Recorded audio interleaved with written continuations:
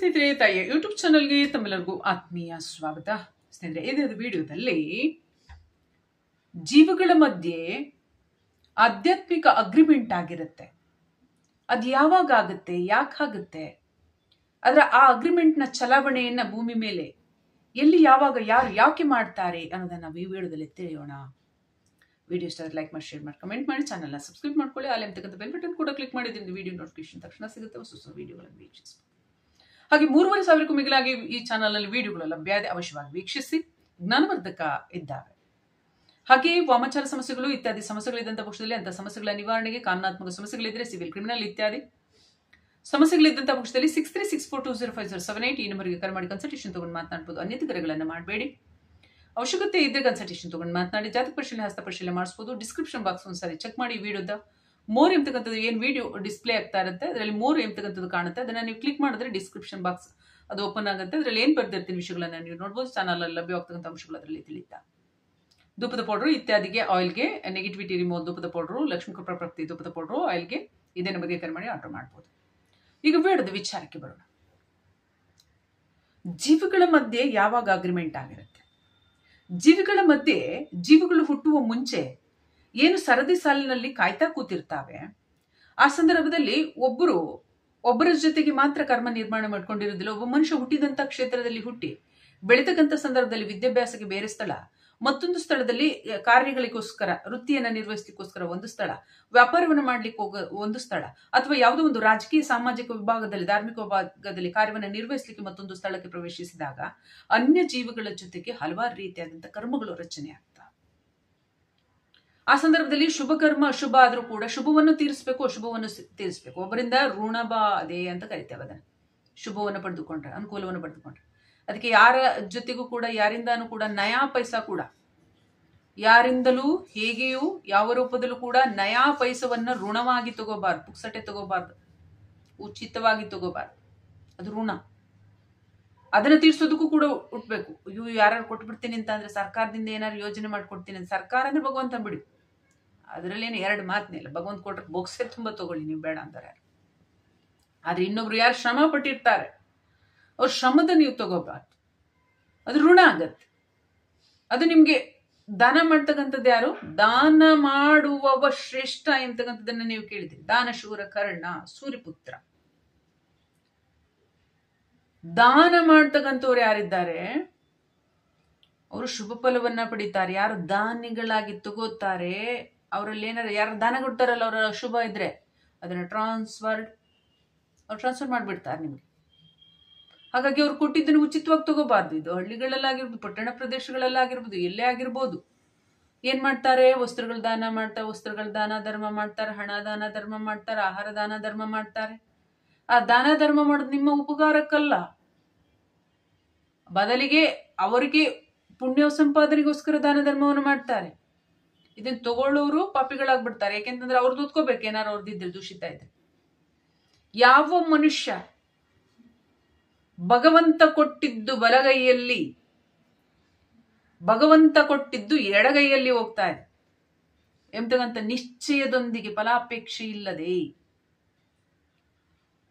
ಭಗವಂತ ಕೊಟ್ಟಿದ್ದು ಬಲಗೈಯಲ್ಲಿ, ಭಗವಂತ ಕೊಟ್ಟಿದ್ದು ಎಡಗೈಯಲ್ಲಿ, ಇಲ್ಲಿ ತಗೊಂಡು ಇಲ್ಲಿ ಕೊಡ್ತಾ ತಾನು ಸಾಕ್ಷಿ ಭಾವ ಆಗತ್ತೆ ಜೀವ.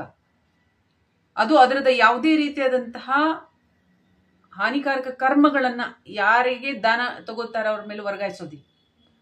ಆದ್ರೆ ನನ್ಗೆ ಒಳ್ಳೇದಾಗ್ಲಿ, ನನ್ನ ಮಕ್ಳಿಗೆ ಒಳ್ಳೇದಾಗ್ಲಿ, ನನ್ನ ಹೆಂಡತಿ ಮಕ್ಳಿಗೆ ಒಳ್ಳೇದಾಗ್ಲಿ, ನನ್ನ ಗಂಡ ಮಕ್ಳಿಗೆ ಒಳ್ಳೇದಾಗ್ಲಿ, ನಮ್ಮ ಮನೆಗೆ ಒಳ್ಳೇದಾಗ್ಲಿ, ನಮ್ಗೆ ಆಸ್ತಿ ಬರ್ಲಿ, ನಮ್ಗೆ ಹಣ ಬರ್ಲಿ, ನಮ್ಗೆ ಅದ ಬರ್ಲಿ, ನಮ್ಗೆ ಅಧಿಕಾರ ಬರ್ಲಿ, ಅದು ಬರ್ಲಿ, ಇದು ಬರ್ಲಿ ಅಂತ ಯಾರು ದಾನ ಧರ್ಮ ಮಾಡ್ತಾರೆ, ಅವ್ರು ಹಿಂದೆ ಮುನ್ನ ಮಾಡಿದ ಪಾಪ ಯಾರ ತಾತನ ಗಂಟು ನೀನೇ ಹೇಳು ರಾಘವೇಂದ್ರ. ಮುನ್ನ ಮಾಡಿದಂತ ಪಾಪಗಳನ್ನೆಲ್ಲವನ್ನು ಕೂಡ ಹಂಚಿಕೆ ಮಾಡ್ತಾರೆ. ಹಾಗಾಗಿ ಹಿಂದೆ ಒಬ್ಬ ರಾಜ ಇದ್ದ. ದಾನವನ್ನ ಮಾಡ್ತಕ್ಕಂಥ ಸಂದರ್ಭದಲ್ಲಿ ಕುತ್ತಿಗೆನೆ ಬುಗಿಸ್ಕೊಂಡೇ ದಾನ ಮಾಡೋದು, ಈಗ ತಗೊಳ್ಳೋದು, ಈಗ ಕೊಡೋದು, ಕುತ್ತಿಗೆನೆ ಮೇಲಿರ್ತಾರಲ್ಲ ಅವನು ರಾಜ, ಚಕ್ರಾಧಿಪತಿ, ವಿಕ್ರಮಾದಿತ್ಯರಲ್ಲ, ಅವ್ರ ಬಗ್ಗೆ ನಾನು ಹೇಳ್ತಾ ಇಲ್ಲ. ವಿಕ್ರಮಾದಿತ್ಯ ರಾಜ ಒಬ್ಬ ರಾಜರ ಬಗ್ಗೆ ಹೇಳ್ತಾ ಇರೋದು.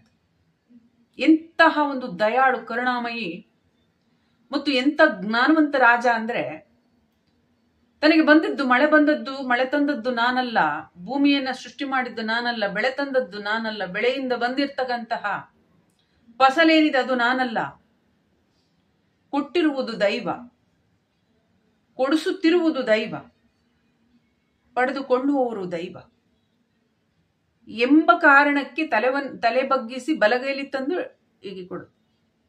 ಕುತ್ತಿಗೆನ ಮೇಲೆ ತರಲಿಲ್ಲ ಅವರು ರಾಜ. ಯಾಕಪ್ಪ ಹೀಗೆ ಮಾಡ್ತಾ ಇದ್ದೀಯಾ, ನೀನ್ ದಾನ ಧರ್ಮ ಮಾಡೋದಕ್ಕೆ ಸಂತೋಷದಿಂದ ಮಾಡ್ಬೇಕಲ್ವಾ ಅಂತ ಯಾರು ಕೇಳ್ತಾರೆ. ಪೂಜ್ಯರು, ಜ್ಞಾನವಂತರು, ಅಲ್ಲಿ ಮಾರ್ಗದರ್ಶಕರು ಕೇಳ್ತಾರೆ. ಹೇಗೆ ಸಾಧ್ಯ ಗುರುಗಳೇ? ನಾನು ಹೇಳಿದಂತ ಅಂಶಗಳನ್ನು ಹೇಳ್ತಾರೆ. ಭೂತಾಯಿ ಮಡಿಲಲ್ಲಿ ಬೆಳೆದದ್ದು, ನೀರು ಕೊಟ್ಟಿದ್ದು ವರುಣದೇವ, ಬೆಳಕು ಕೊಟ್ಟಿದ್ದು ಸೂರ್ಯದೇವ, ಫಲಕಾಯಿ ಕಟ್ಟಲು ಆ ಕಿರಣಗಳನ್ನು ಕೊಟ್ಟಿದ್ದು ಚಂದ್ರದೇವ. ಈ ಎಲ್ಲವೂ ಕೂಡ ದೈವಿಕ ಶಕ್ತಿಯಿಂದಾನೇ ನಿರ್ಮಾಣ ಆಗಿರೋದು. ನಾನು ಸೃಷ್ಟಿ ಮಾಡಿದ್ದೇನೆ, ನಾನು ಪಡೆದಿದ್ದೇನೆ, ನಾನು ಬೆಳೆಸಿದ್ದೇನೆ. ದೈವ ಕೊಟ್ಟಿದ್ದು ದೈವದ ಪಾಲಿಗೆ. ಹಾಗಾಗಿ ನನ್ನ ಸಂಪಾದನೆ ಇಲ್ಲ ಗುರುಗಳೇ ಅಂತ ಹೇಳ್ಕೊಡ್ತಾರೆ. ಅದರಲ್ಲಿ ಅರ್ಥ ಏನು? ಅವ್ರದ್ದು ಯಾವುದೂ ಕೊಡ್ಲಿಲ್ಲ, ಭಗವಂತ ಕೊಟ್ಟಿದ್ದಿಲ್ಲಿ ಕೊಟ್ರು. ಅವ್ರದ್ದೇ ಪಾಪ ಇದು ಏನು, ಆ ರೀತಿಯಾಗಿ ದಾನವನ್ನು ಮಾಡ್ತಕ್ಕಂಥದ್ದಿದ್ದರೆ ಅದು ಶ್ರೇಷ್ಠ. ಅದರ ಬಿಟ್ಟು ಯಾರು ಅವರ ಇಚ್ಛೆಗೋಸ್ಕರ ದಾನವನ್ನು ಮಾಡ್ತಾರೆ ಅದು ತಗೋಬಾರ್ದು, ಆ ರೀತಿಯಾಗಿ ಕೊಡಬಾರ್ದು. ಅದಕ್ಕೆ ಏನಾದ್ರು ದೋಷ ಇತ್ಯಾದಿಗಳಿದ್ರೆ ದೇವಸ್ಥಾನಕ್ಕೆ ದಾನ ಕೊಡಿ, ಅವ್ರಿಗೆ ದಾನ ಕೊಡಿ, ಅದನ್ನ ದಾನ ಕೊಡಿ. ಶಾಸ್ತ್ರದಲ್ಲಿ ಕೇಳ್ತಾ ಇರ್ತಾರ, ಜ್ಯೋತಿಷದ ಹತ್ರ ಹೋದ್ರೆ ಕೇಳ್ತಾರಲ್ವಾ, ನೀವು ಇಂಥದ್ ಮಾಡಿ ಅಂತ ಹೇಳಿ ಅದು ಏನಕ್ಕೆ ಮಾಡ್ತಾರೆ? ಹಾಗಾಗಿ ಬುದ್ಧಿವಂತರಾದ್ರೆ ಪುಕ್ಸಟ್ಟೆದ್ದು ಏನಿಸ್ಕೋಬಾರ್ದು, ಉಚಿತವಾಗಿ ಏನು ತಗೋಬಾರ್ದು, ಉಚಿತ ಸೇವೆ ಯಾರಿಂದ ಪಡಿಬಾರ್ದು. ಅದರ ಋಣ ಬಾಧೆ, ಅದರ ಋಣವನ್ನ ತೀರಿಸ್ಬೇಕು. ಈ ಜನ್ಮದಲ್ಲಾದ್ರೂ ಸರಿ, ಮರು ಜನ್ಮದಲ್ಲಾದ್ರೂ ಸರಿ ತೀರಿಸ್ಬೇಕಾಗತ್ತೆ. ಹಾಗಾಗಿ ಆ ರೀತಿಯಾಗಿ ಯಾರ್ದು ಕೂಡ ಋಣ ತಗೋಬಾರ್ದು, ಒಂದು ನಯಾ ಪೈಸದ ಋಣ ಇಟ್ಕೋಬಾರ್ದು, ಆಗ್ಲೇ ಮುಕ್ತ ಆಗೋದು. ಇವಾಗ ಜೀವಗಳು ಬಂಧನಕ್ಕೊಳಗಾಗ್ತಾವೆ, ಅಂತ ಸಂದರ್ಭದಲ್ಲಿ ಏನಾಗುತ್ತೆ, ಲೆಕ್ಕಾಚಾರ ಆಗ್ಬಿಡತ್ತೆ. ಅದಕ್ಕೋಸ್ಕರ ಆ ಜೀವ ಏನ್ ಹೇಳುತ್ತೆ, ಯಾರು ನನ್ನ ಜೊತೆಗೆ ಲೆಕ್ಕಾಚಾರಕ್ಕಿದ್ರು, ಈಗ ಬೇರೆ ಬೇರೆಯವ್ರ ಜೊತೆ ಸ್ವಲ್ಪ ಸಮಯ ಆಯ್ತು, ಕೆಲವರು 10 ವರ್ಷ 20 ವರ್ಷ ಹುಟ್ಬಿಟ್ಟು ಒಡೆದಾಡಿ ಮಾಡಿ ಎಲ್ಲಾರು ಸುತ್ತೋಗ್ಬಿಡ್ತಾರೆ, ಇಲ್ಲ ಅವರೇ ಏನಾರು ಹ್ಯಾಂಗ್ ಮಾಡ್ಕೊಂಡು ಏನಾರು ಒಂದ್ ಕತೆ ಎದುರಿಸ್ಕೊಂಡು ಸುತ್ತೋಗ್ಬಿಡ್ತಾರೆ. ಯಾಕೆಂದ್ರೆ ಅವ್ರು ನಿನ್ಯಾರೋ ಕಾಯ್ತಾ ಇರ್ತಾರೆ ಲೆಕ್ಕಾಚಾರಕ್ಕೋಸ್ಕರ. ಇವ್ರು ಲೆಕ್ಕಾಚಾರ ಮುಗಿಸ್ಕೊಂಡು ಹೋಗೋದಕ್ಕೆ ಬಂದ್ಬಿಟ್ಟಿರ್ತಾರೆ. ಆ ಸಂದರ್ಭದಲ್ಲಿ ಏನಾಗುತ್ತೆ, ಜೀವ ಅಲ್ಲಿ ಕಾಯ್ಬೇಕಾಗತ್ತೆ ವೈಟಿಂಗ್ ಲಿಸ್ಟ್ ಅಲ್ಲಿ. ಎಲ್ಲದಕ್ಕಿಂತ ದೊಡ್ಡ ಕಷ್ಟ, ದೊಡ್ಡ ಕೆಲಸ ಅಂದ್ರೆ ಯಾವುದು, ವೆಯ್ಟ್ ಮಾಡೋದು ಅಲ್ವಾ. ಜೀವಗಳು ವೆಯ್ಟ್ ಮಾಡ್ತಾ, ಯಾರ್ಯಾರು ಶುಭವನ್ನು ತಂದಿರ್ತಾರೆ ಅವ್ರ ಋಣ ತೀರ್ಸ್ಕೊಳ್ಳಕ್ಕೆ. ಈಗ ಒಬ್ಬ ಅಪ್ಪ ಆಗಿರ್ತಾನೆ, ಮಗನ್ ಸಾಕಿರ್ತಾನೆ, ಮಗ ಇದ್ದವನ್ ಮತ್ ಅಪ್ಪನಾಗಿ ಹುಟ್ಬೇಕು, ಆಗ ಆ ಮಗ ಅಪ್ಪನಾಗಿದ್ದವನ್ ಮತ್ ಮಗನಾಗಿ ಹುಟ್ಬೇಕು, ಅದನ್ನೆಲ್ಲ ಋಣ ತೀರ್ಸ್ಕೊಳಕ್. ಅದಕ್ಕೆ ಈ ಭೂಮಿ ಮೇಲೆ ಇದೆಯಲ್ಲ, ಅದು ಕೃಷಿ ಭೂಮಿ, ಒಂದ್ ರೀತಿಯಾಗಿ ಕೃಷಿ ಕ್ಷೇತ್ರ.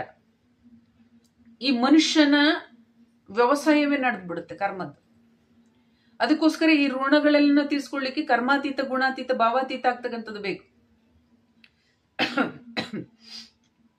ಹಾಗಾಗಿ ಜೀವಿಗಳು ಏನೋ ಲೆಕ್ಕವನ್ನು ಮಾಡ್ಕೊಂಡು ಬಂದಿರ್ತಾವಲ್ಲಿ, ಅವ್ರವ್ರು ಬರೋ ತನಕ ಕಾಯ್ತಾ ಇರ್ತಾವ. ಅಲ್ಲಿ ಕಾಂಟ್ರಾಕ್ಟ್ ಆಯ್ತು, ಇಷ್ಟು ಕಾಲ, ಇಷ್ಟು ಅವಧಿ, ಇಷ್ಟು ಶುಭ, ಇಷ್ಟು ಅಶುಭ. ಈಗ ಅಗ್ರಿಮೆಂಟ್ ಮಾಡ್ಕೊಂಡು ಬಂದಿದ್ದು ಎಲ್ಲೆಲ್ಲಿ ಯಾವಾಗ ನಡೆಯುತ್ತೆ, ಗುರುತು ಪರಿಚಯ ಇಲ್ದಿದ್ದವರು ಕೊನೆಗೆ ಗುರುತು ಪರಿಚಯ ಆಗ್ತಾರೆ, ಒಳ್ಳೆ ತುಂಬಾ ಬಲವಾದಂತ ಫ್ರೆಂಡ್ಸ್ ಹಾಕ್ತಾರೆ, ಏನೇನೋ ಕಾರ್ಯ ಮಾಡ್ತಾರೆ, ಕೊನೆಗೆ ಅವರೇ ಶತ್ರುಗಳಾಗ್ತಾರೆ.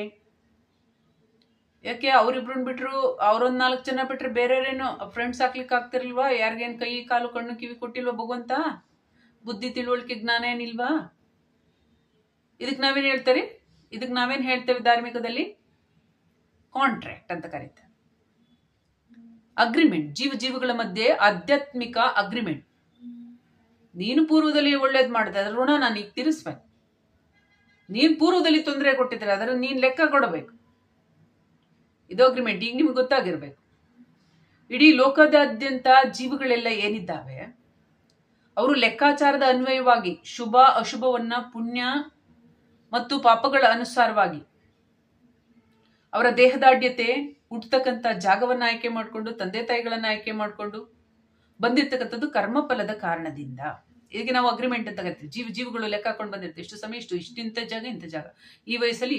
ಅದಕ್ಕೆ ಗ್ರಹಗತಿಗಳು ಇಂಥ ಸ್ಥಾನದಲ್ಲಿ ಇದ್ರೆ ಈಗ ಬಂದ್ರೆ ಹೀಗಾಗತ್ತೆ, ಈ ಟೈಮಲ್ಲಿ ಇಂಥದ್ದಾಗುತ್ತೆ, ಮದುವೆ ಆಗುತ್ತೆ, ಮಕ್ಕಳಾಗುತ್ತೆ, ಸ್ನೇಹಿತರಾಗ್ತಾರೆ, ವಿದೇಶಕ್ಕೆ ಹೋಗ್ತಾರೆ, ಪ್ರಯಾಣ ಮಾಡ್ತಾರೆ, ಹಣ ಸಂಪಾದನೆ ಮಾಡ್ತಾರೆ, ಗುಣ ಸಂಪಾದನೆ ಮಾಡ್ತಾರೆ, ಪ್ರಶಸ್ತಿ ಸಂಪಾದನೆ ಮಾಡ್ತಾರೆ, ಏನೇನು ಹೇಳ್ತಾರಲ್ವಾ, ಅದು ಇದ್ರ ಆಧಾರದ ಮೇಲೆ ಅವ್ರ ಆಯಾ ವಯಸ್ಸಿಗೆ ಅದನ್ನ ತಗೊಂಡ್ ಬಂದಿರ್ತಾರೆ. ಇನ್ನು ಹಾನಿಕಾರಕವನ್ನ ನೋಡಿದ್ರೆ ಲೋಕದಾದ್ಯಂತ ನಡೀತಾ ಇದೆ ಪದೇ ಪದೇ ಹೇಳೋದ್ ಬೇಡ, ಅದು ಒಂದ್ ರೀತಿ ಸಂಕಲ್ಪ ಆದಂಗ ಆಗ್ಬಿಡ್ತಾರೆ. ಅದನ್ನ ಅವ್ರು ತಂದಿರ್ತಾರೆ ಹಾನಿಕಾರಕ. ಹಾಗಾಗಿ ಇದೆಲ್ಲ ಒಬ್ಬೊಬ್ಬರ ಜೊತೆಗೆ ಇರ್ತಕ್ಕಂಥ ಅಗ್ರಿಮೆಂಟ್. ಆದ್ರೆ ಈಗ ಯಾರು ಹೊಸ್ದಾಗಿ ಕಾರ್ಯ ಮಾಡ್ತಾರೆ, ಭಗವಂತ ಫ್ರೀ ವಿಲ್ ಕೊಟ್ಟಿರ್ತಾನೇನೋ, ಹಿಂದೆ ತಪ್ಪಾಗಿತ್ತಲ್ಲ ಅದೆಲ್ಲ ಸುಧಾರಣೆ ಮಾಡ್ಕೋಕಂದ ಅಂತ. ಆ ಸುಧಾರಣೆಯನ್ನ ಮಾಡ್ಕೊಳ್ದೆ ನನ್ನ ಮನಸ್ಸಿಗೆ ಇಚ್ಛೆ ಬಂದಂತೆ ಮನ ಬಂದಂತೆ ನಾನು ಮದದಿಂದ ಮೆರೆಯುತ್ತೇನೆ ಅಂತಕ್ಕಂಥವ್ರು ಮುಂದಿನ ಜನ್ಮಕ್ಕೆ ಬರ್ತಾರೆ. ಮುಂದಿನ ಜನ್ಮದಲ್ಲಿ ಸಿಕ್ಕಾಕೋತಾರೆ. ಪುನರಪಿ ಮರಣಂಗೆ ಪ್ರಾಪ್ತಿ ಆಗ್ತಾರೆ. ಹೀಗೆ ಯಾರು ಪುನರಪಿ ಮರಣಂಗೆ ಪ್ರಾಪ್ತಿ ಆಗ್ತಾರೆ ಅವರು ಈಗಿನ ಫ್ರೀ ವಿಲ್ ಅನ್ನು ದುರುಪಯೋಗ ಪಡಿಸ್ಕೊತಾರೆ. ಸದುಪಯೋಗವನ್ನು ಪಡಿಸ್ಕೊಳ್ಳೋರು ಪೂರ್ವಜನ್ಮದಲ್ಲಿ ತಂದಿರತಕ್ಕಂಥದ್ದೆಲ್ಲವನ್ನು ಕೂಡ ತೊಳ್ಕೊಂಡು ಮುಗಿಸ್ಕೊಂಡು ತನ್ನನ್ನು ತಾನು ಫ್ರೆಶ್ ಅಂಡ್ ಫೈನ್ ಮಾಡ್ಕೊಂಡಿರ್ತಾರೆ. ಯಾವುದೇ ಹಲಡೆ ಇರೋದಿಲ್ಲ, ಯಾವುದೇ ರೀತಿಯಾದಂಥ ಅಡಚಣೆಗಳಿರೋದಿಲ್ಲ, ಯಾವುದೇ ರೀತಿಯಾದಂಥ ಹೊಸ ಕರ್ಮಗಳಿಲ್ಲ, ಯಾರಿಗೂ ಹಾನಿ ಮಾಡೋದಿಲ್ಲ, ಒಳಿತು ಮಾಡೋದಿಲ್ಲ, ಕೆಟ್ಟದ್ದು ಮಾಡೋದಿಲ್ಲ, ಸಂಪೂರ್ಣ ತಟಸ್ಥ. ಆ ರೀತಿಯಾಗಿರ್ತಕ್ಕಂಥವ್ರು ಏನು ಭೂಮಂಡಲದಿಂದ ಮುಕ್ತವಾಗಿ ಹೋಗ್ತಾರೆ, ಎಸ್ಕೇಪ್ ಆಗ್ತಾರೆ. ಹೀಗೆ ಜೀವಗಳ ಮಧ್ಯೆ ಸುಕರ್ಮ ಮತ್ತು ಹಾನಿಕಾರಕ ಕರ್ಮಗಳ ಲೆಕ್ಕಾಚಾರವನ್ನ ನಾವು ನೋಡ್ತೇವೆ. ಹಾಗಾಗಿ ಎಲ್ಲರೂ ಕೂಡ ಅಷ್ಟೇ, ಇಲ್ಲಿ ಪ್ರವಾಸ ಇದು ಭೂಮಿ. ಹಾಗಾಗಿ ಹೊಡೆದಾಡ್ತಕ್ಕಂಥದ್ದು, ಹಾನಿ ಮಾಡ್ತಕ್ಕಂಥದ್ದು, ಒಬ್ಬರಿಗೆ ತೊಂದರೆ ಕೊಡ್ತಕ್ಕಂಥದ್ದು, ಒಬ್ಬರ ಹಕ್ಕನ್ನ ಕಸಿದುಕೊಳ್ತಕ್ಕಂಥದ್ದು ಯಾರು ಇಲ್ಲ. ಯಾವ್ಯಾವ್ದು ಪರಿವರ್ತನೆ ಮಾಡ್ತೀನಿ ಅದನ್ನ ಪರಿವರ್ತನೆ ಮಾಡ್ತೀನಿ. ನನಗೆ ಕಣ್ಣಿಗೆ ಕಾಣಂಗೆ ಒಳ್ಳೆ ಶಕ್ತಿವಂತರು ನೀವೇನಾರು ಆಗಿದ್ರೆ ಒಂದು ಪಕ್ಷದಲ್ಲಿ